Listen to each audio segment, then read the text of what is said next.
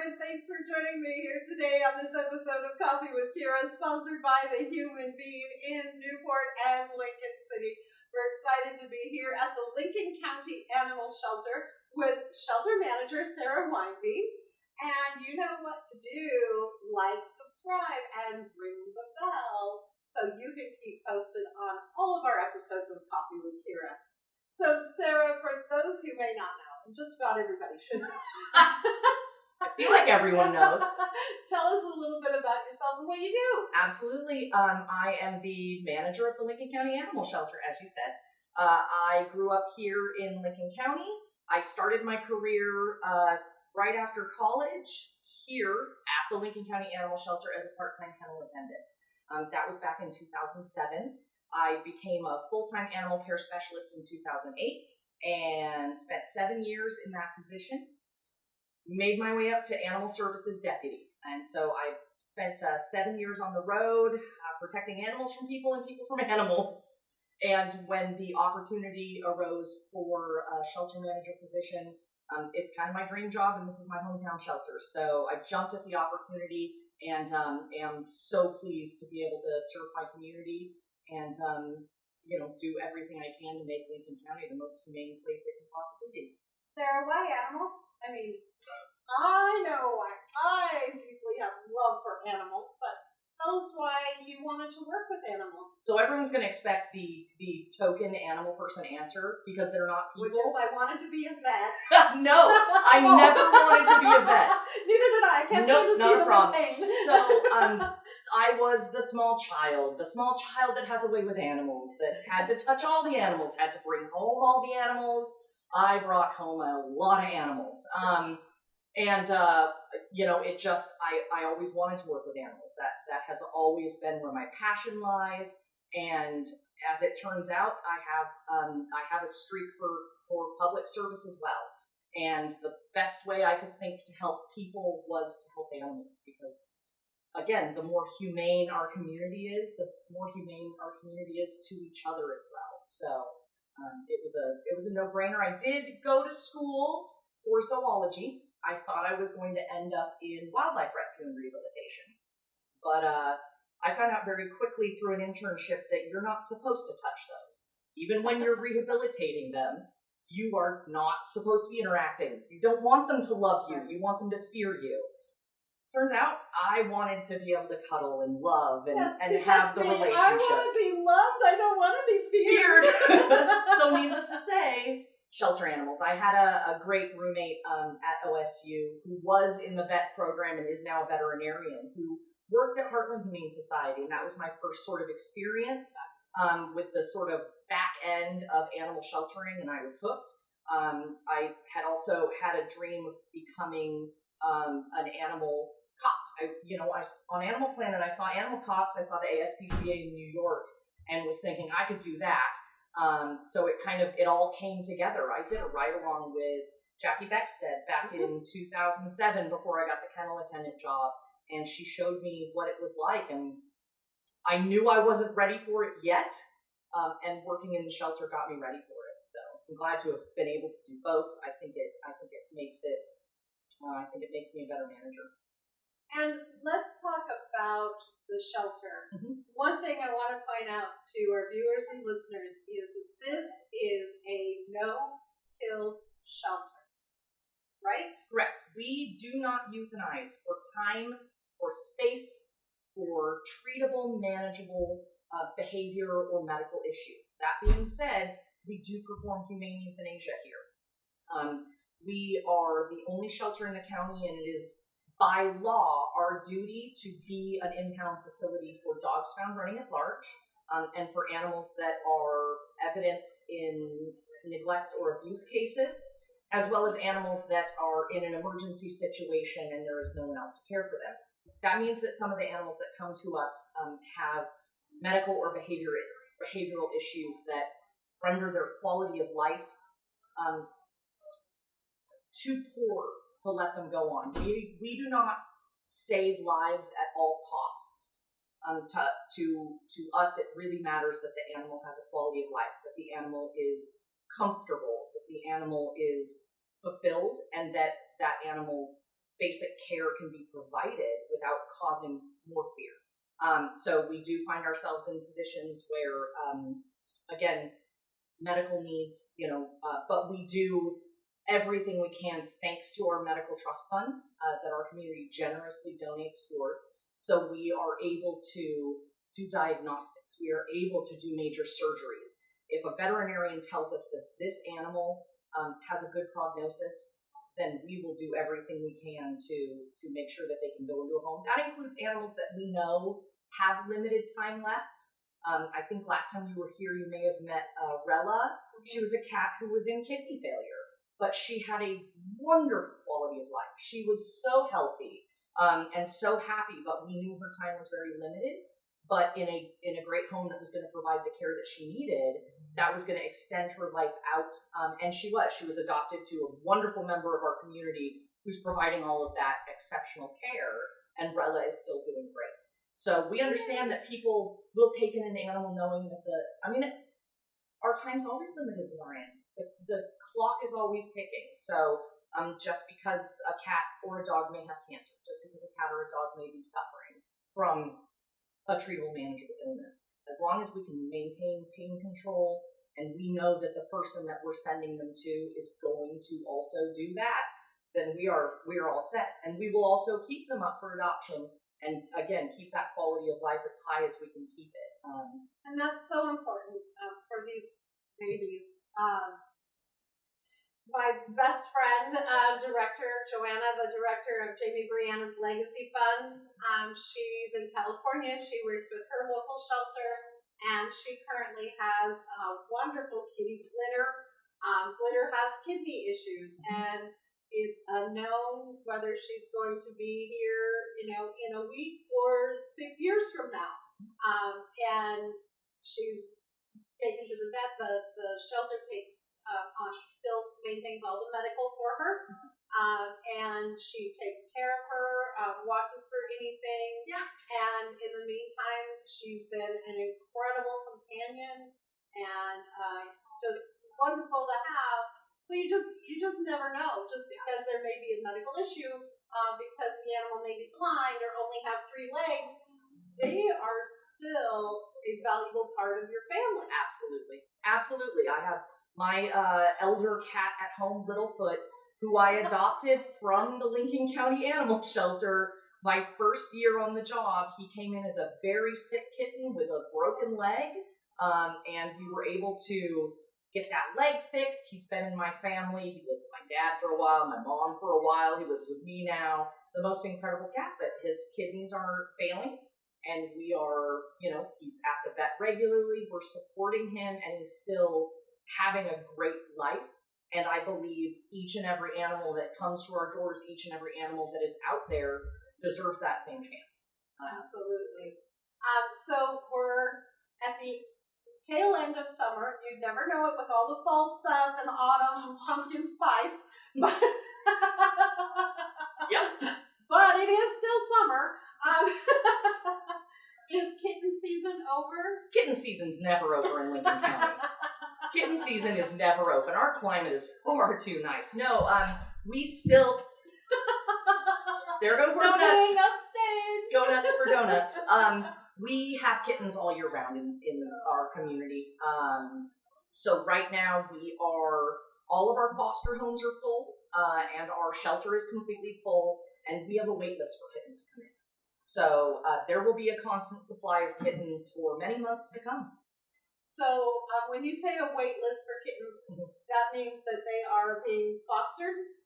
So the wait list, when someone calls and they have kittens in their home that they're trying to find homes for, again, because you can't make space where no space exists. So we have folks waiting to surrender their kittens. When kittens are found injured, sick, abandoned, they take priority. Because again, it is our legal duty to take responsibility for the animals that no one else is taking responsibility for. So if the kittens are safe in a home, there is no reason, they're safe. And if there are kittens that have a mother that has been killed or abandoned them, they need intervention to, again, maintain that quality of life and prevent suffering. So at this point in time, it is much more difficult because of our temporary situation. This building does not allow the same amount of space that we had in our previous facility. But again, we're doing everything we can to move them through as quickly as possible. Of course, what a lot of folks don't realize is kittens need to be a certain size or age to be spayed or neutered, and we do only do 100% spay and neuter pre-adoption. So we also are up against the same wall that a lot of the rest of the community is, which is there are limited vet appointments for these surgeries. So our local vets all work with us. They get us in as much as they can. We've even started going over to Philomath. We're driving out of county to get these animals spayed and neutered and up for adoption as quickly as possible. So it's a constant juggling act. But we did have a kitten sale last month, and that went really, really well. You know, keeping. I can see from the vacant signs. And again, that's the struggle for some folks is they see some empty kennels, but again, we have lots of kitties that are scheduled for spay and neuter that will be moving up into these kennels. So, you know, it's stay tuned because we will probably continue to offer incentives. And of course, dropping prices is always a touchy subject in animal welfare because you want to encourage people to adopt, but you don't want to encourage folks to take on a responsibility that they may not be prepared for. It doesn't stop with the spay and neutering. There's litter, a lot of care. There's food, there's constant vet appointments. Dental. Animal dental is really important. Very important. And very expensive. And I'll tell you, a large number of animals that come to us, especially small dogs, we end up needing to do dentals on because a lot of folks are not aware of how important it is to provide that dental care to extend the life of their animals. Well, imagine not brushing your teeth for three or more years. Yep. And that's what dogs go through. Absolutely. You know, but there's dental treats. There's things out there to help kind of keep that plaque under control. Preventative. Yep. So that you don't have that huge dental bill. Right. Yes. So let's talk about this building that we're in and how things are shaping up for the new building that you're going to. Oh my gosh. Oh, I'm so excited. So we are currently in a 3-bedroom, 2-bath manufactured home. You know, it's a lovely home. It is a lovely home. I don't recommend it for animal sheltering, though. It is not meant for animal sheltering. So it is again a constant juggling act for our staff. Again, dogs are our primary responsibility, and by law, that is who we have to be prepared for first. So we actually, for a couple of months this summer, we have rooms that used to be cat areas that we've had to move dogs into. So it is this building. We have 2 not purpose-built, but manufactured kennel buildings that totals 8 dog kennels. Now our previous facility had 21. So we have eight dog kennels, and again, it's the same setup where there's an indoor space and connected to an outdoor space. Again, these buildings are not meant to be used as hard as we've been using them, so there's a lot of maintenance that goes into it.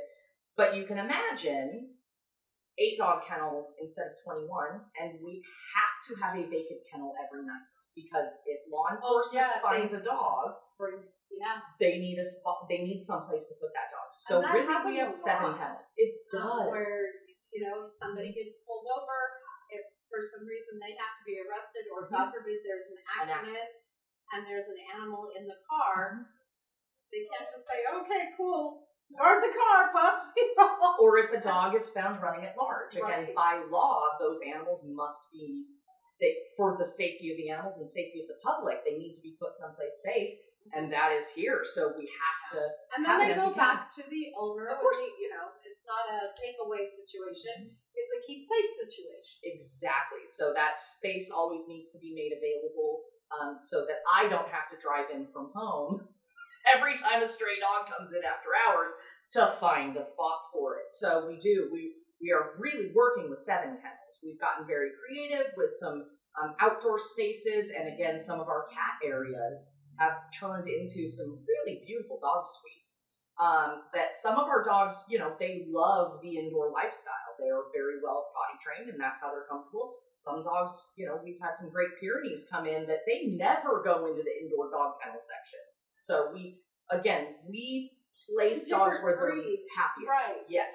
Have different needs. So exactly. So this is it definitely working with a facility that is not purpose-built, that's not meant for animal sheltering, just means it takes a little longer to do everything. It takes a little more effort to do everything and to keep things up to the standards that we expect and want to provide. So that being said, Sarah, you're she's a little bit excited. So tell us about the new building. How are things coming along, and when's the anticipation for opening? It's next summer, right? Well, so that is my great hope. Now, given my limited expertise in, capital projects, building an animal shelter, that's what we really hope for. So we have purchased the land on Dahl Avenue in Walport. So we have the land. Our conditional use permit application is in. So we'll be coming up with a new plan for the facility. And again, we're really focusing on how to make it the most efficient, so that the limited staff that we have can take that great care of the animals, do all the wonderful work that they do, but also have that extra time to really get back with the community. Our limited open hours, we know it's been stressful for people, and it's been stressful for us too. We want to get back open and get our community back in. Again, this limited space. You can see how small this room is, and all of these rooms are small. So having a shelter with nice big open spaces, being able to go walk back and meet those dogs in the kennel area. Again, we know people want to do that, and we cannot wait to be able to offer that.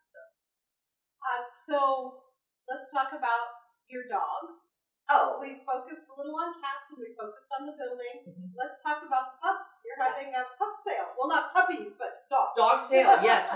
We for August, we've rolled back to kind of 2009 prices, but because we are seeing an unprecedented number of stray dogs coming in and not being retained by their owners.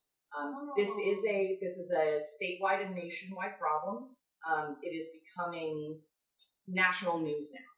Is it because of so many places not being able to accept pets in homes, or any idea of why people are just abandoning their family? It is. To me, it would be right? Like taking a child and leaving it on the side of the road, going, "I can't afford you anymore. You're on your own." Exactly.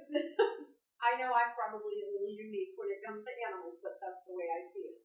Yeah, so what we're seeing, and what the rest of the state is seeing, that the COVID shutdown, there was about 9 or 10 months there where spay and neuter surgeries were not allowed. They were considered elective.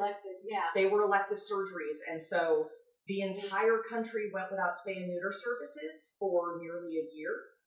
There are estimates that 17 million animals that would not have existed came into existence in Wait a minute, back up. Did you say 17 million with an M? With an M, yeah. This was a study done in Florida. Of course, I don't have my reference right now. But anyway, they did a study, and their estimates were in around 17 million. And that was back in early 2022. So we're another year in, and definitely we're all feeling it. Every single shelter and rescue in Oregon is full. And so we are definitely feeling it. And a lot of the dogs that are coming to us, like I said, are coming to us with long-term neglect. Issues that have not been addressed, and we understand that we're also up against a veterinarian shortage.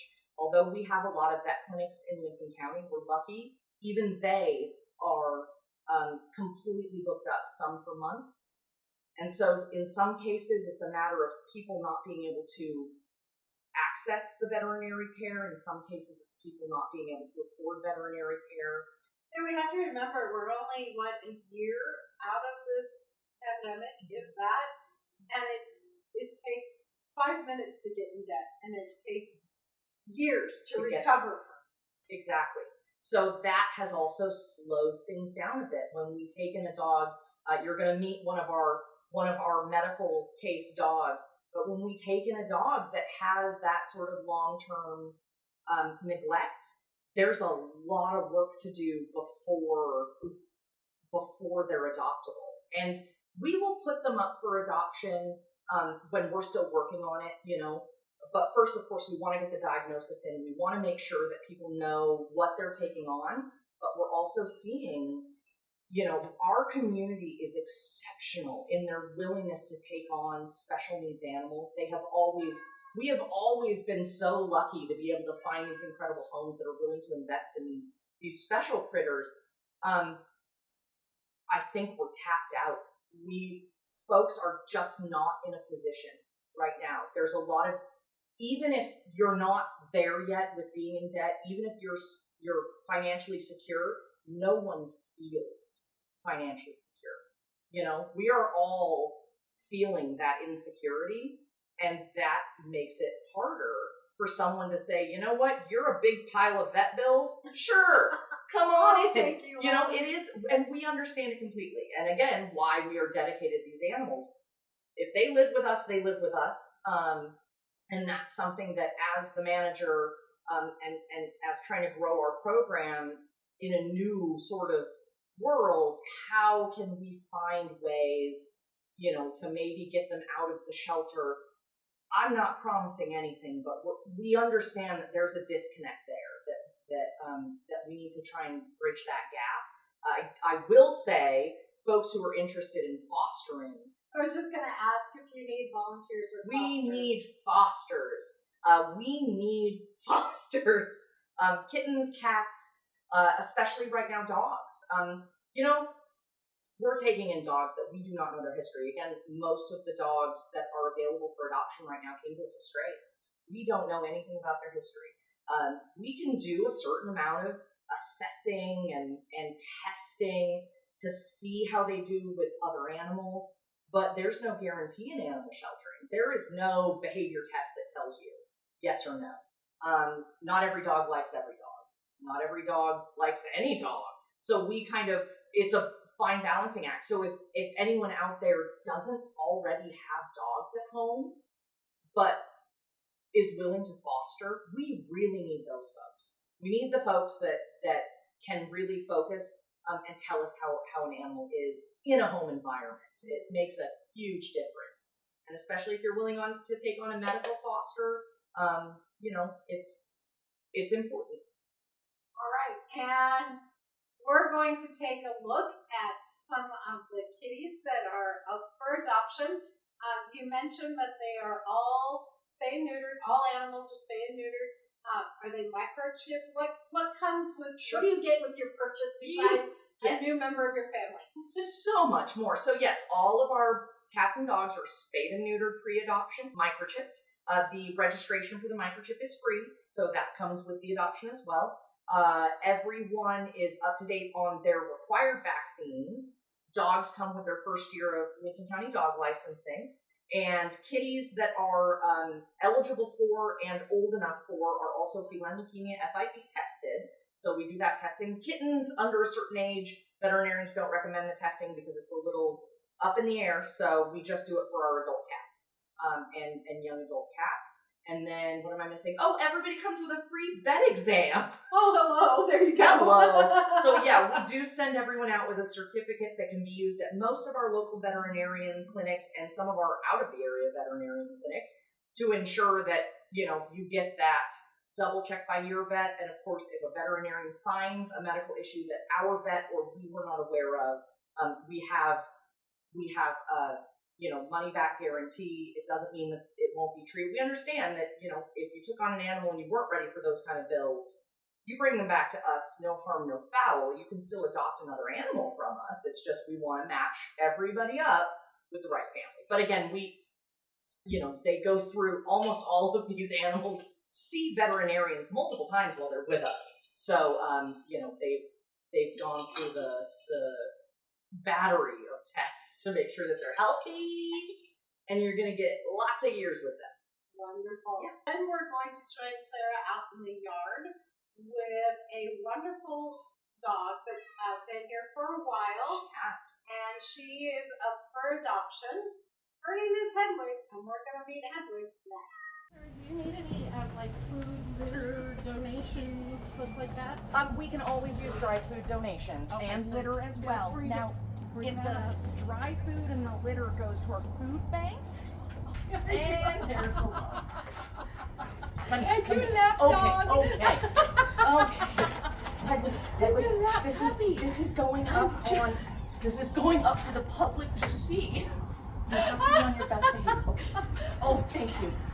Off. Okay. Hedwig is our longest term canine resident. Actually, our longest term resident at all right now. So she came to us after her owner could no longer handle her medical needs. So You don't. no, please. Okay. That is extremely rude, honey. Okay. Okay, so this is Hedwig, a beautiful lap dog, as you can see. Oh yeah. She is a lap dog, and she's not at all hairy. Hedwig is, her previous owners tell us that she is a Pit Bull Dalmatian mix. And I actually just decided I am going to donate a DNA test because I'm really interested to see if that's what Hedwig really is. I can kind of see that. I see some brindle qualities and some Dalmatian-ish qualities. Right, and what we've learned over the many years is that once you mix breeds, the physical traits go right out the window. So that's why these DNA tests have been so exciting. Is even animal professionals, veterinarians, look at physical characteristics of a dog, think they know what this dog is, and when you do the DNA test, they're wrong. That's interesting. It's really interesting. You can actually go online and look these studies up now and see, what everyone guessed and then what the DNA results actually were, and it blows your mind every time. Sounds like a fun game. Guess that. Guess the dog. So Hedwig came to us originally last year. Her owners could no longer handle her veterinary needs. So Hedwig has something called KCS. No, I do not know what it stands for off the top of my head. But and even if she did, she probably couldn't pronounce it. I would not be able to pronounce it. But what it means is Hedwig does not produce her own tears. So we give her eye ointment twice a day. She's just a doll for it. She doesn't mind it whatsoever, and it keeps her eyes nice and moist. But when she came to us, because she had not had that treated, she already had some vision loss. That vision loss led to her being a little defensive when it came to other animals, because she can't see their body language until she's right up on them. Right. So there were some concerns that she was being aggressive towards other dogs, but it turns out she's just trying to protect herself. So looks like she's got paw prints. I know, her little paw prints, like a cat has run down her back. She looks like somebody dipped their feet in ink. Just like little kittens ran all over her. Hedwig is also, a lot of people are familiar with this, allergic to a lot of items of food. So Hedwig is on a special diet. More and more common. We actually have 2 dogs right now that are on a very specific diet and very specific treats. So luckily there are incredible diets out there, but it does cost a little more, but it's worth it to keep them healthy and happy. Absolutely. Mm-hmm. Well, children, if you've got a child that's allergic to, milk products, you put them on almond milk or soy. So, it's no different. And if you invest that little extra for the right food, then you avoid what we went through with her when she came to us. She was missing probably 30% of her hair. She had a lot of secondary skin infections. So it took hundreds and hundreds of dollars, a lot of medication, a lot of time, a lot of care to get her back to looking her best self. When she came to us originally, she was also morbidly obese. And what we You'd know never know is that, you know, having people react very viscerally to an underweight dog, but an overweight dog is suffering just as much as an underweight dog. Their joints, their heart, everything. So we're also trying to really educate people on keeping their animals as healthy as possible, and that includes getting them down to a nice healthy weight. And our dog walkers have been so vital. We have most days of the week we have 2 dog walkers. Some days we have 4 dog walkers. So these guys get to go on walks, they get to go on runs, and that's what we're so proud of Hedwig, because when she first came to us, she wouldn't go on a run, and now she runs with the best of them, huh, baby girl? Hedwig joined us and 3 of our other available dogs at the Mark C. Campbell Memorial Adoption Event down in Walport last weekend. Met a lot of people, had a great time, and so we're just looking for the right home for her. And again, she lives with us as long as it takes. So what's the ideal home for Hedwig? The ideal home for Hedwig is going to be a home without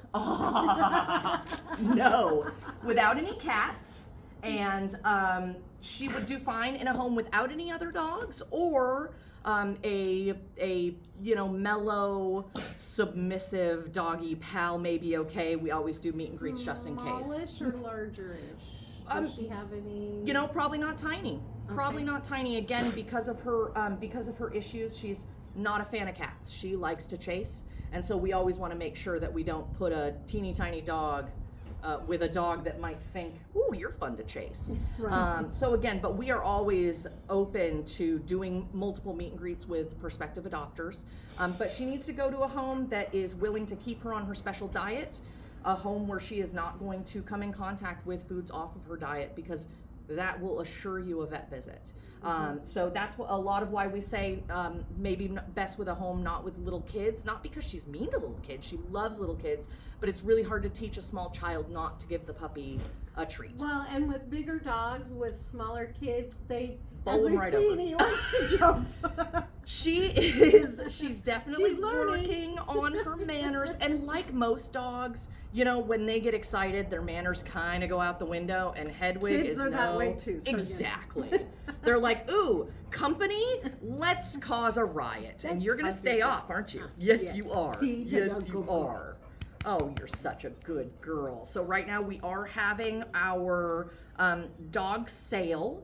So to adopt a dog like Hedwig, don't you dare. No. Did you say my name? It's I only need to be in your it's lap. only $50 because she is technically considered a senior. Our adult dogs are $75 and our puppies are $100 right now. We do not have any puppies available. I'm sorry, not right now. And I plan on extending our dog special prices at least through September, because again, you heard me say it. We are just. The numbers of dogs coming in are going up, and we just want to make sure that people realize we want to get them into new homes as soon as possible. That being said, we don't want you to take home a dog that you are not prepared for. No. Okay. Thank you. No. The flying my kisses. probably isn't helping. And She's so adorable. if you notice, She's so adorable. with her vision impairment, her depth perception is not awesome. She is not trying to bite me in the face. No. She's trying to lick me, and sometimes that results in some nose-to-nose action. Huh, Hetty girl? She's a love. She's the lucky girl that actually lives in one of our cat rooms. Oh, you are the one with the suite. Yep, she's in the house with us. What was once an intake room and holding for kitties is now Hedwig's beautiful bedroom. Oh. But hey, she is very well house trained. Yes. Yes, Oh, she good is. girl. Aha, All don't right, you dare. so Sarah, we could spend forever. Oh, you but betcha. We need to wrap up. Mhm. So tell folks how they can get a hold of you, how they can volunteer, and if there's anything that you need. Sure, absolutely. So right now you can always get a hold of us at our website, lincolncountysheriff.net/animal shelter. You can also call us at 541-265-0720. Our email is lcanimalshelter@co.uk. www.lincoln.or.us. And if you Google Lincoln County Animal Shelter, Oregon, Yes, make sure you put in Oregon. That's you will important. find us. Again, staff is here 7 days a week from 7 a.m. to 5 p.m. So just because we're not open doesn't mean you shouldn't call us and leave us a message. We check messages all day long and get back to people every single day. Right now, we definitely need help with our food bank. This is for folks that are out there wanting to keep their pets in their home, but they're struggling to make ends meet. We have cat food, dog food, and cat litter available to them, but our supplies are very low. So dry cat food, dry dog food, and cat litter we And could where really do use. they donate that? They can donate that here to the animal shelter. Which is where? 510 Northeast Harney Street for a little while longer. Yeah, for now.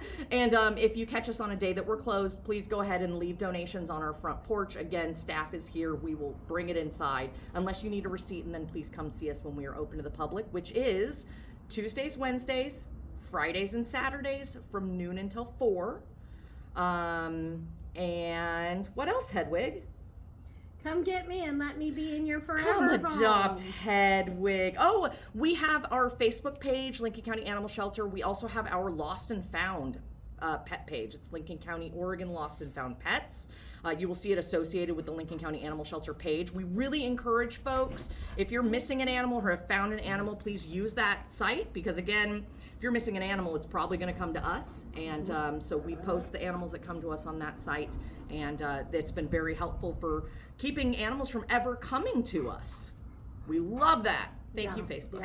Yes, that is one thing that social media has been amazing Yep. for, is getting the word out to the masses. Mm-hmm. So, all right. Well, I've had an enjoyable time with you today, Sarah, as always, and so happy to be here with the animals, and we want them to go to their forever homes. We'd like to put Sarah out of business. So. Yes, please. By all means. So let's keep her and her staff busy. By that I mean let's adopt out the animals that we have here, so we have plenty of room for doing the work that she does with the other animals. And don't forget to license your dog. Yes. Please. Please spay and neuter and license your pet. There. Absolutely. And microchip. Microchip, yes. I'm Kiera Morgan. Thanks for joining me on this episode of Coffee with Kiera. Be sure to like, subscribe, and hit the bell for notifications as well. We are sponsored by The Human Being in Newport at 6th Street and Highway 101, and in Lincoln City at the north end of the highway on the west side next to TLC Credit Union. For Oregon Coast Breaking News with Sarah here at the Lincoln County Animal Shelter, I'm Kiera Morgan.